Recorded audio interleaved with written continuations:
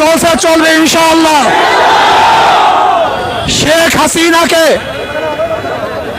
খুনি হাসিনাকে, এই জালেম হাসিনাকে মসনদ থেকে নামাবার আগ পর্যন্ত আন্দোলন চলবে ইনশাআল্লাহ। যখন যেই সময় ডাক দেওয়া হবে সেই সময় ঝাঁপিয়ে পড়তে হবে ইনশাআল্লাহ।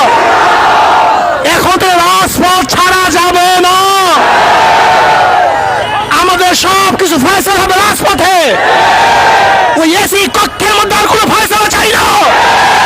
এই রাজপথের মধ্যে সমস্ত ফয়সালা হবে এবং শেখ হাসিনাকে, খুনি হাসিনাকে পদত্যাগ করার আগ পর্যন্ত আন্দোলন চলছে, চলবে ইনশাআল্লাহ। কাজে আগামী সোমবার গণমিছিলে